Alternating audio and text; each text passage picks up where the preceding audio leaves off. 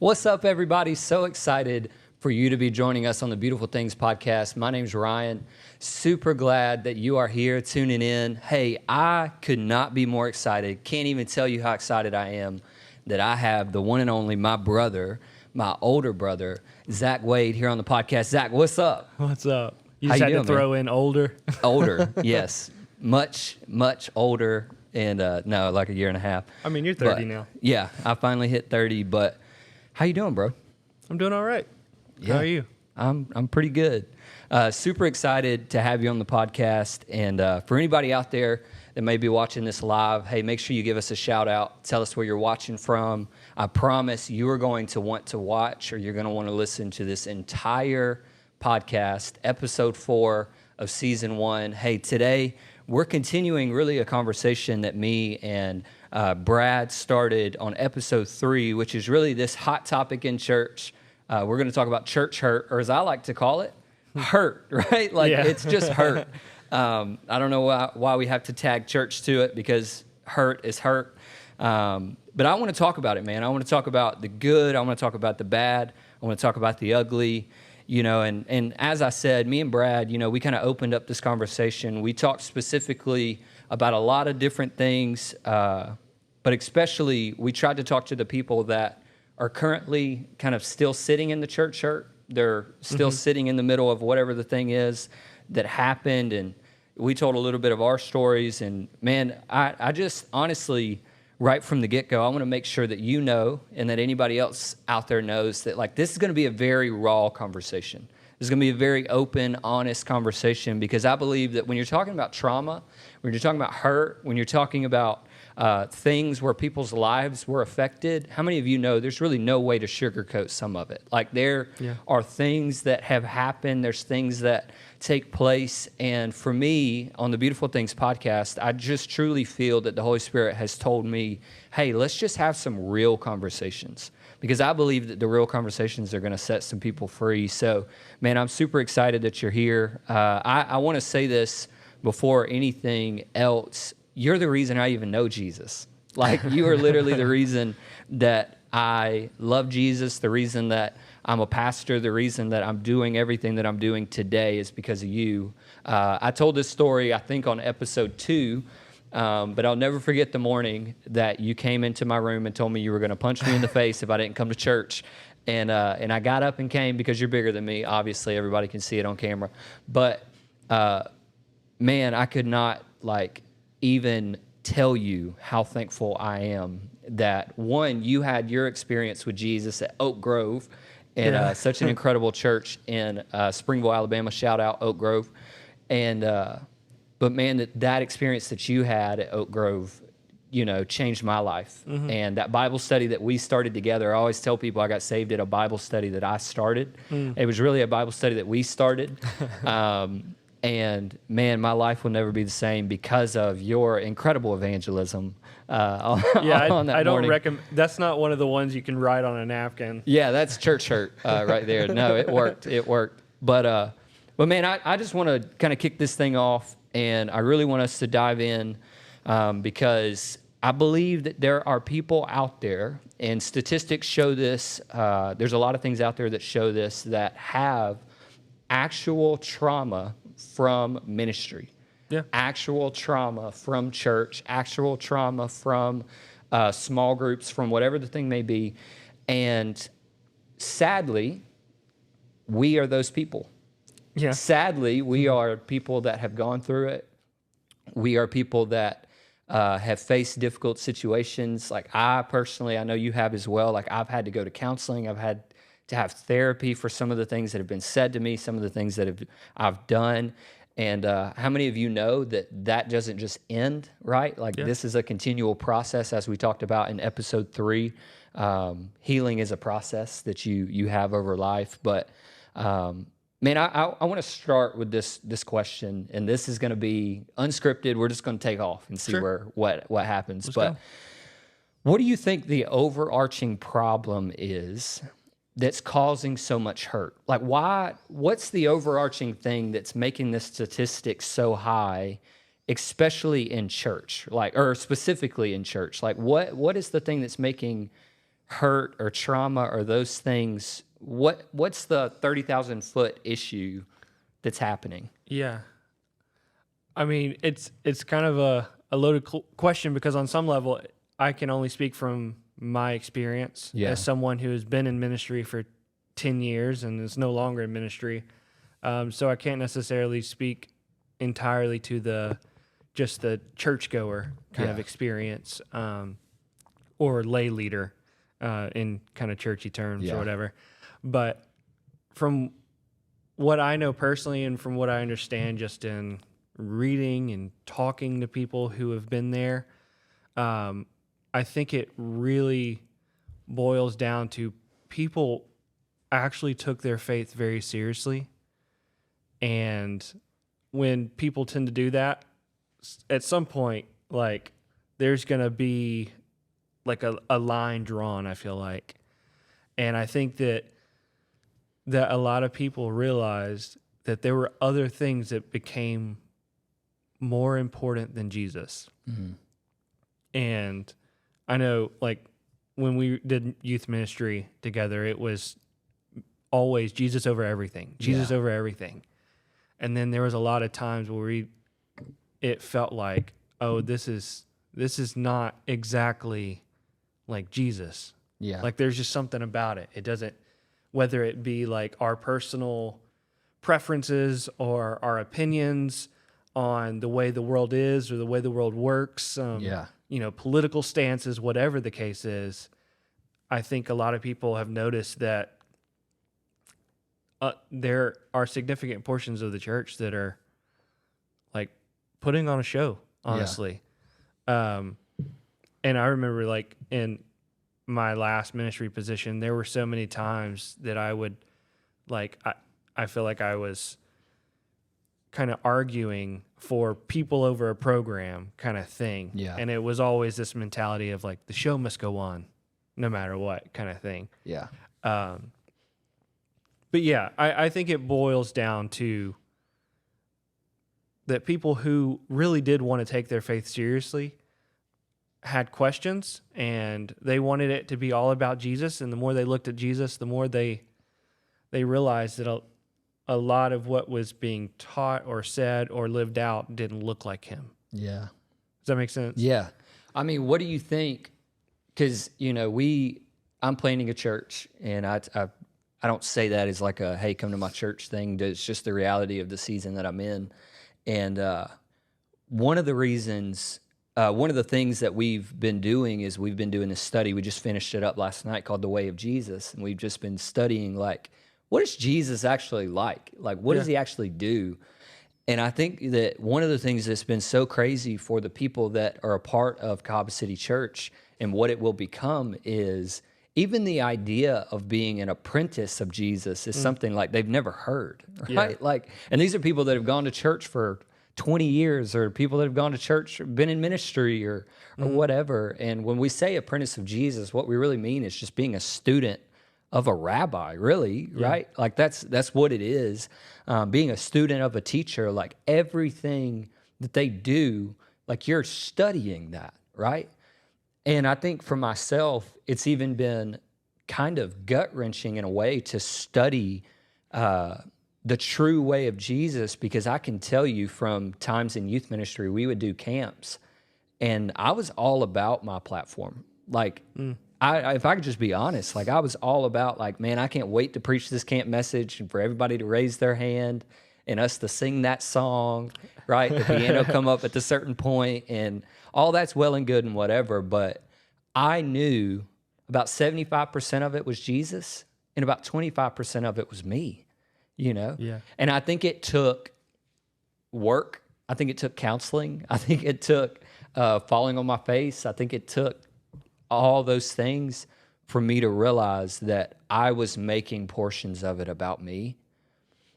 But here's the question that I think I would have for you based on everything that you've said is, what is the reason that people are keeping it a show?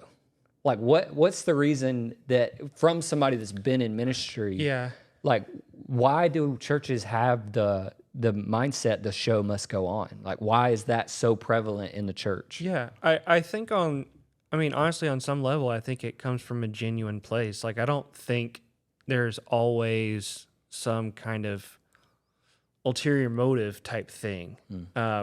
We see the examples of, like, the name it and claim it type preaching and stuff, where they're trying to get money and all that. But I think a lot of the local churches that we have worked with and that we know of, like, that's not their goal is just to get bigger. I think, like you said, we can get in our heads about it, like, oh man, we're huge. Like, we're growing, like, we're doing it all right. These other little churches around here, they have this, like, wrong mentality kind of thing. Yeah. And I've heard that in meetings. Like, we're not going to listen to them because they're a smaller church than us, kind of that thing. So I do think there's that element of pride there. But I think on some level, like, the idea of a calling, like, when you feel like you are called by God, the God of the universe, to do a thing, to do this mission, you will not stop at anything to get it done. Yeah.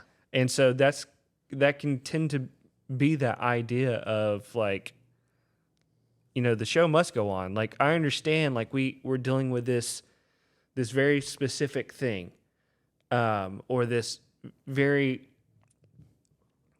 I'm trying to think of a good example. Like, a lot of churches, what they had to deal with, like, in COVID and stuff. Like, do we meet or do we not meet kind of thing? Yeah.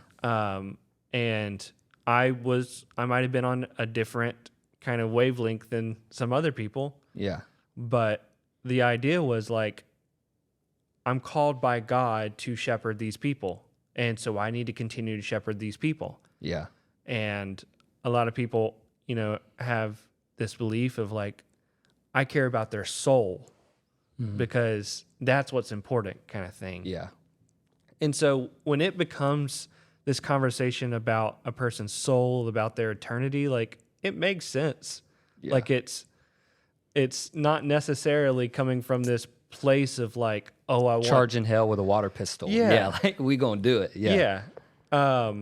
I think sometimes we can just get a little blinded by that. Yeah. Like, we can get so focused on the mission that we actually forget about the people that we're charged to take care of. Yeah. And care for. Because I've always believed, especially in the last few years, like, yes, I agree with the whole, like, the soul is important, but I want to care for the whole person. Yeah. Because if you're not caring for the whole person, then I don't think you're caring for the person. Yeah. So I think that's important. Yeah. And I think it's hard too, because, everybody knows this about me, like, in our friend group and pastors that I work with. And, like, my last pastor used to say this about me in, like, a positive way and a negative, that, like, I'm a gas pedal. So, like, I'm the guy that's like, I'm gonna run 100 miles an hour. Like, I'm gonna go get it done. Like, if there's a task, I'm gonna do it, as quick as possible, and, like, all those things. But what I found over the years, being in ministry for, this will be 13 years, 12 years, is that the times that I did that with no regard for anybody but the call, right? Yeah. I usually was, like, running over people. Mm-hmm. Like, I usually was, like, bypassing people. I usually was not living the way that Jesus did. Jesus came into cities on a mission, but there was so many times that he stopped at the gates of the city to meet with people. Yeah. Right? Like, or to heal somebody, or to have those moments. And for me, what I found was I was rushing to the mission, and I was missing all of these other things that were surrounding the ultimate mission, right? Mm-hmm. Yeah. And what I found also was that I was burning myself out. Yeah. And so would you say that that's probably part of the reason that, we have so many casualties in the church, is because pastors are burnt out and they're still running? Yeah. That's a huge part of it. I mean, just the weight that they carry, the responsibility that they carry, and they probably also think like all these people are counting on me, Yeah. kind of thing. And like I said, I think it comes from a good place, and I think it's they're desiring to focus on Jesus. But I think in those scenarios, sometimes it can put the focus on us as the ones who are changing people's lives, who are saving people. Yeah. Like it's all on us to do that, and it's not. Yeah. Because like you were talking about studying the way of Jesus, one thing I've noticed is the way of Jesus is the way of interruption. Like Yeah. his whole life was interruption after interruption, and he leaned into that every single time. Yeah. Because someone like needed to be met right there. Yeah. Kind of thing. Like he was going to this city, but he ran into this person along the way. And that's the story we read about. Yeah. We don't always read about the thing he did once he got somewhere. Yeah. We read about the interruptions a lot of times. And I do think that the burnout is a huge thing. And I don't think that a lot of times we, like in ministry, we think about that enough. Because you're thinking about like the spiritual toll that it takes, the emotional toll, on some level, physical toll. Yeah. That it takes on a person. And I think that we need to think about that more. Because I remember, I think you were already gone at this point, but a church that we did ministry together at, I remember saying, "Hey, I'm really burnt out. Like I need some help here. Like I'm drowning. Like full on breakdown kind of thing." Yeah. And it was a point where you had gone to Florida, I believe, or something like that. So I took on Sounds about right. took on your position. Yeah. And also continued my Everything other positions. else you did, yeah. Which is probably already too much for one human, yeah.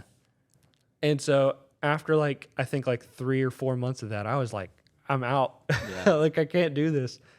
And the response I got sadly was, well, take a few days and here's a book to read on burnout. So go do this other thing. Go put in some work and read this book. On some work. And you were in seminary at this point. No, I was applying for seminary at this point. I was like, oh gosh. Yeah, I was also writing papers for entrance papers or whatever for seminary at this point. And so I was like, no, that's not what I'm saying. Like, I need you to hear me kind of thing. Yeah. But I just think we have a lack of understanding of that. Yeah. I remember going to Chicago to work with some churches, and they were talking about doing they do a 3 or 6 month sabbatical every 4 or 5 years. And I was like, what's a sabbatical? Yeah. Like, that sounds awesome. And you still get paid? Like, what is this? Yeah. Kind of thing. But it's just such a foreign concept to a lot of churches. Yeah. Yeah, I heard somebody say this one time, and, it's kind of a cheesy quote, but it is something that kind of set me free in a lot of ways, is if you don't make time for your wellness, you'll be forced to make time for your illness. And I think that was a way that I was, living ministry. If I'm not making time for my wellness, so, I'm literally eventually going to hit an illness, at some point. And I remember a season right before I moved to Florida to do ministry. We were working at the same church, all these things. And I got diagnosed with a autoimmune disorder, and I was doing these treatments. And these treatments were 5 hours. Mm-hmm. They were sitting in a chair, hooked up. It was in the same room that they do chemo treatments and all this stuff. And I would sit in this chair for 5-6 hours, and I would do those treatments. And I don't know what it was, man. I would get up, and you were completely drained for a couple hours, and then you would sleep, and you'd wake up, and you'd feel like Superman. But in that period where you were still awake after, it was awful. It was terrible. You were just so tired and all these things. And I remember there was one week I was a youth pastor, so I just felt this need to be at church. Mm-hmm. And so I did this treatment. And I remember I stumbled in to youth one night after the treatment. and I looked like a ghost. Like, I have pictures of me that night, and I had so many people ask me why I was there. And I'll never forget, I had this guy named Andrew, ask me, he was like, bro, like, everything's covered. Like, why are you here? And I looked at him and I just said, ministry doesn't stop for me. And I was just like, now I look back on that and I go, I just had a treatment of 5.5 hours and I couldn't stop. Like, if you want to talk about an illness, like, that's an illness, right? Mm-hmm. Like, that is something that maybe there's a pastor or a leader or somebody out there that's listening to this, or you're watching this, and you just need somebody to tell you it's okay for you to take a vacation. Like, it's okay for you to take a day off. It's okay for you to take some time and breathe. Like, I was literally making myself more sick by continuing the mission when I was actually forsaking the mission in a lot of ways, because I was killing myself doing it, right? Mm-hmm. And it's never going to be the purpose of your life. God would not call you to do something that in turn completely ruins everything in your life, right? Yeah. Yes, there's going to be difficult seasons, all that. Like, there's so many stories in the Bible of like people doing what they're called to do and they're killed for it. You know, I'm not talking about that. I'm more so talking about God shows us that even he rested. So what makes us think that we don't have to? Like, what makes us think that we don't get to stop, or we don't get to breathe, and we don't get to rest?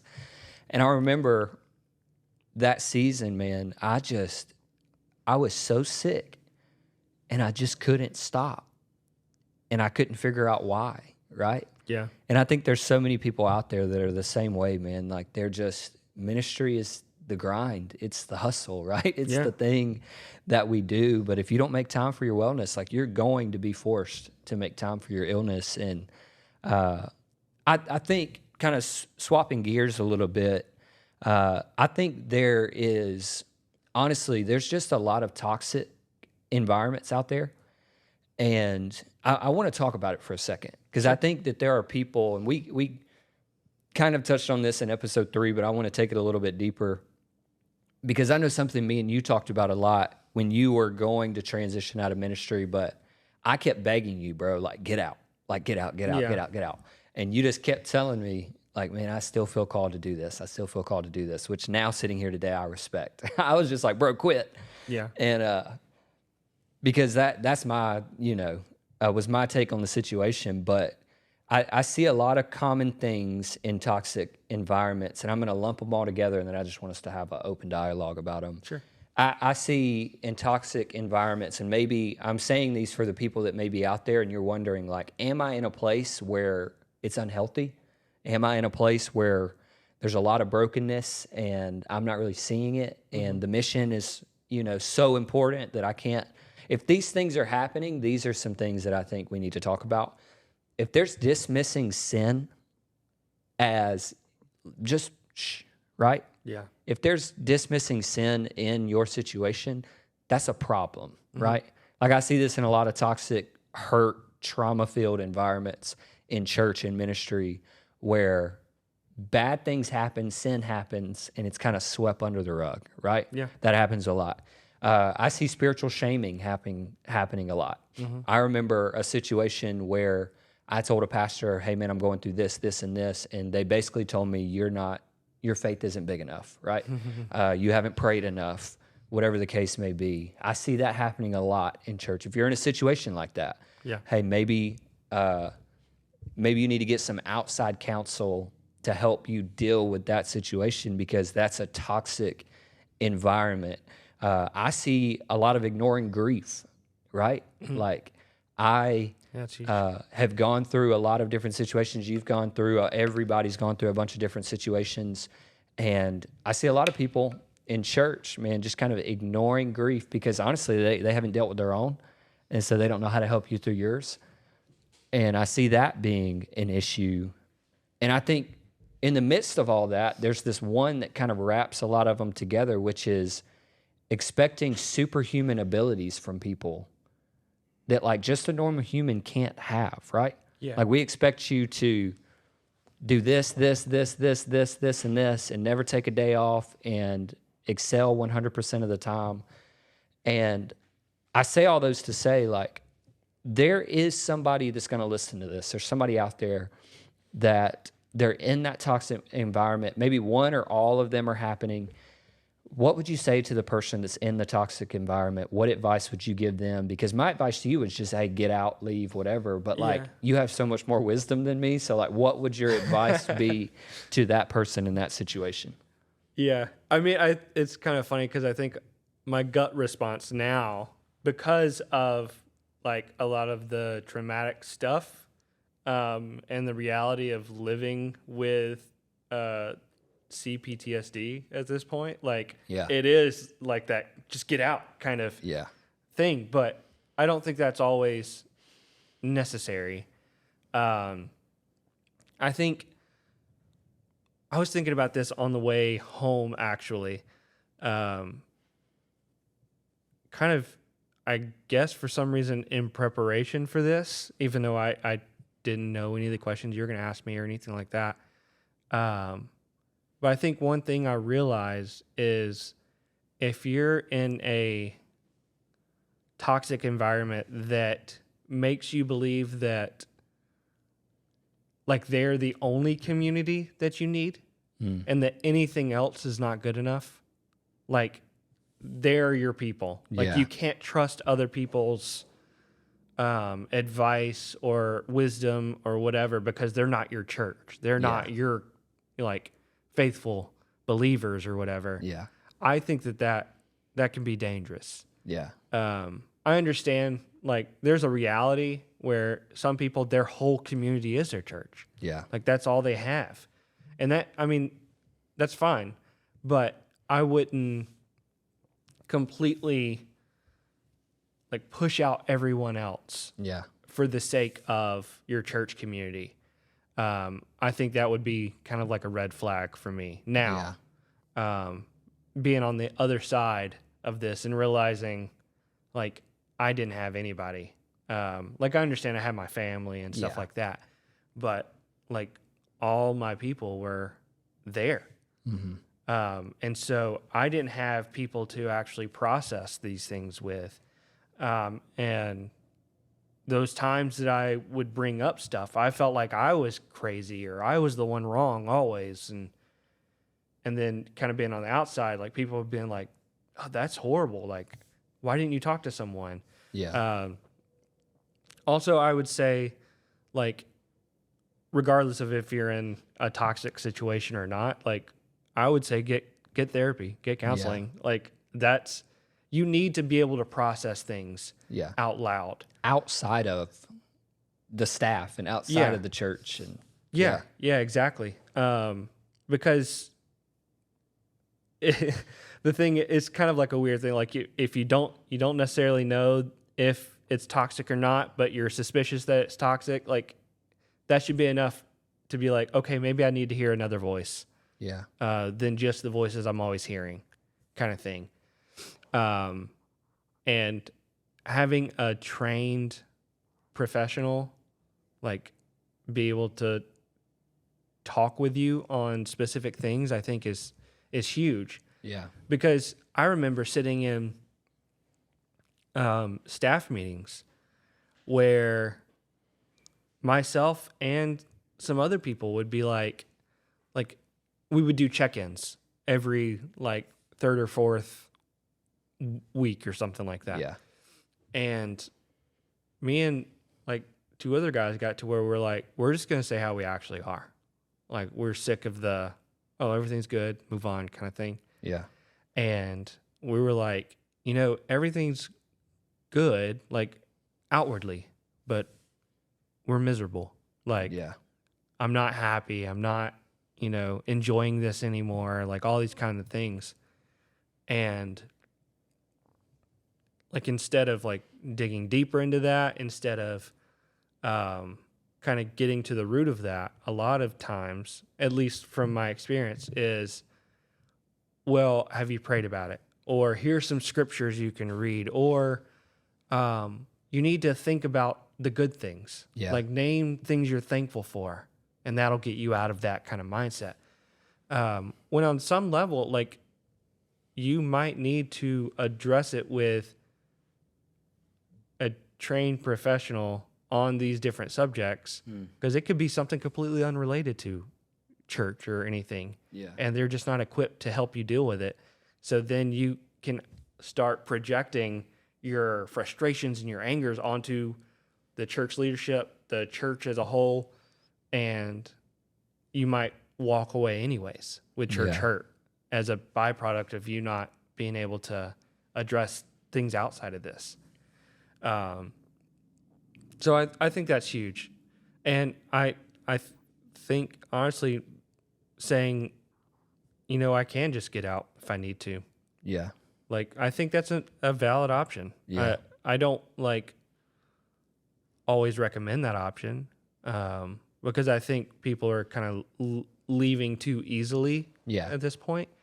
I feel like we're still kind of feeling the ramifications of, cancel culture type stuff. Yeah. And so I think we are quick to be like, nah, I'm just going to put that person aside. I can't be cordial with them anymore. I can't listen to them anymore. They're dead to me. I'm out kind of thing. I don't think that's an appropriate response either. Yeah. Yeah. I think there's a lot of people, I have friends and former coworkers, all these different things, guys that I've done camps with, all this stuff that they had one hard conversation with their pastor and they quit, you know? And it's that's very different than what we're talking about.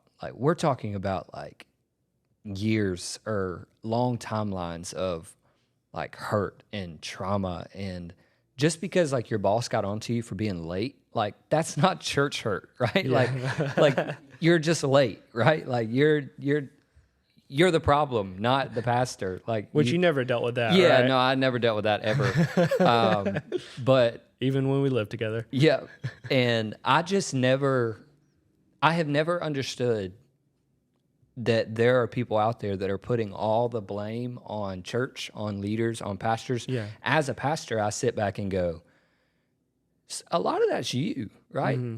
But then there's the other situations where I see a lot of pastors. I've got a lot of friends that are pastors, a lot of friends that are lead pastors and church planters and evangelists and all these things. And I see them always putting the blame on the person in the seat, right? Yeah. It's well, the shepherd's always right, the sheep's always wrong, whatever.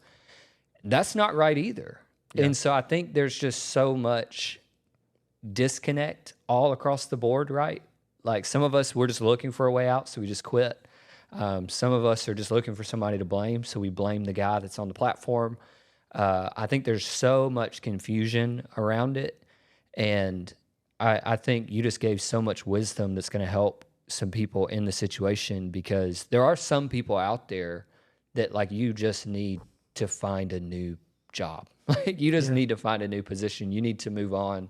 Or just step back for a year. And step back like I did. I stepped back for literally 365 days. I said, God, I'm going to step back for 1 year and I'm going to heal. I'm going to go to counseling.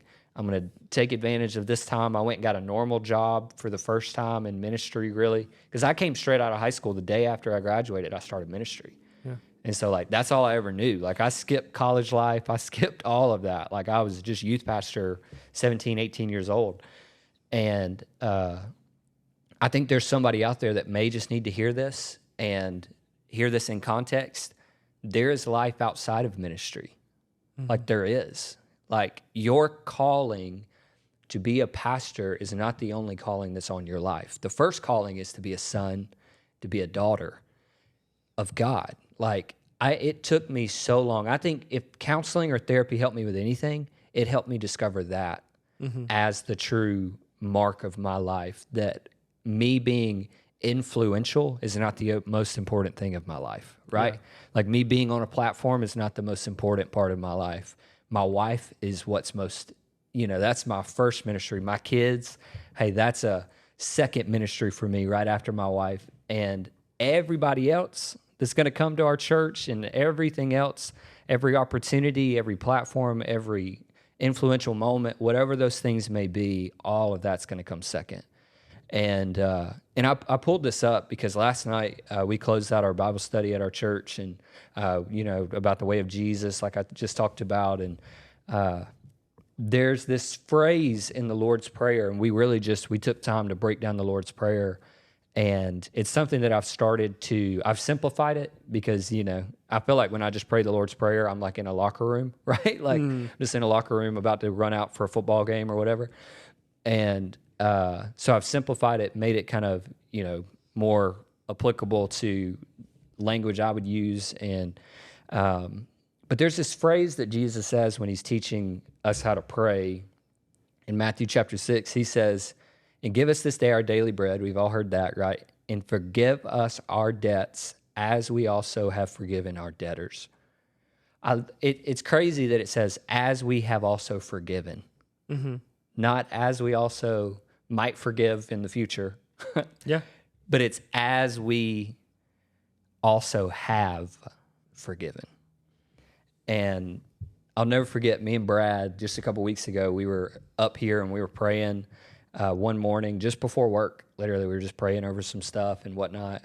And I was telling him a story of church hurt that I had kind of gone through, and telling him some of our story, having you on the podcast and all these things. And I'll never forget, he looked at me and he was like, I'm not saying you're not, but like, have you forgiven them?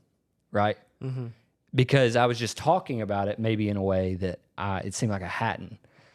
And I think there's so many people out there that, yes, you've left ministry, or you've stepped out of ministry, or you stepped out of the position, or whatever the thing might be, and you're okay with Jesus forgiving you, but like you haven't taken the step to forgive anybody else.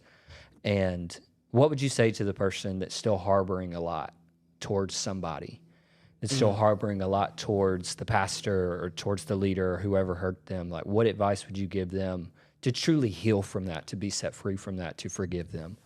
Yeah. I mean, I don't know if my, advice is going to be great or anything, because I mean, for me, it's still messy. Yeah. I think the have forgiven kind of thing is, it sounds like it's a done thing. Yeah.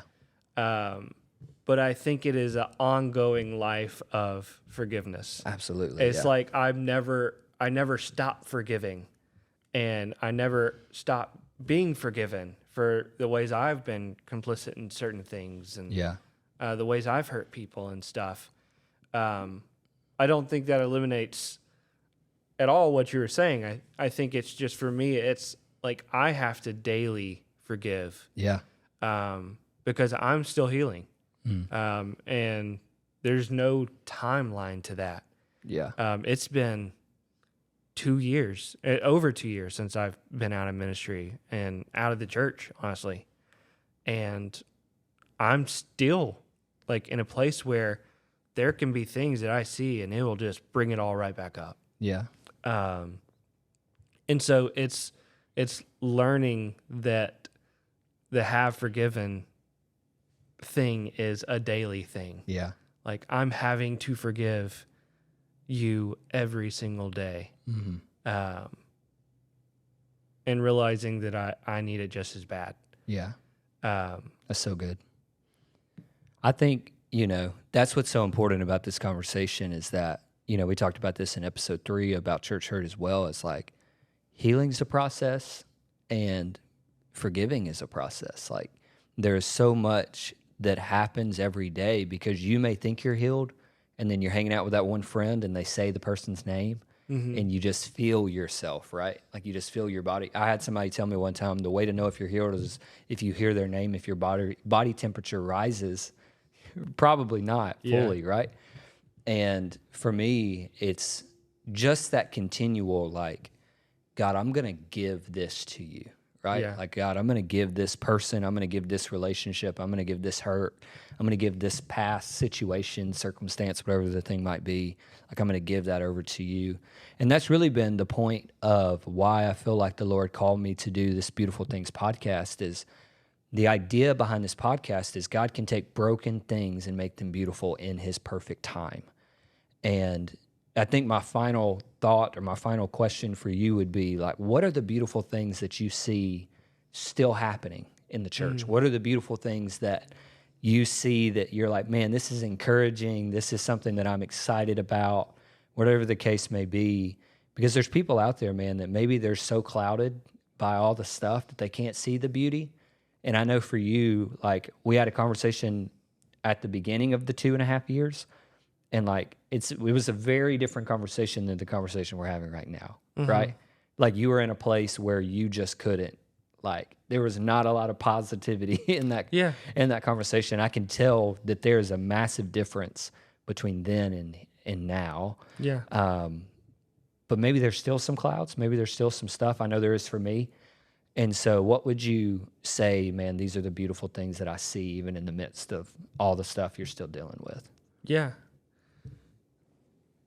I think there's multiple things. I'll speak to the beautiful things I see in the church, but can I also talk about like the beautiful things that I have learned just personally? Yeah, absolutely.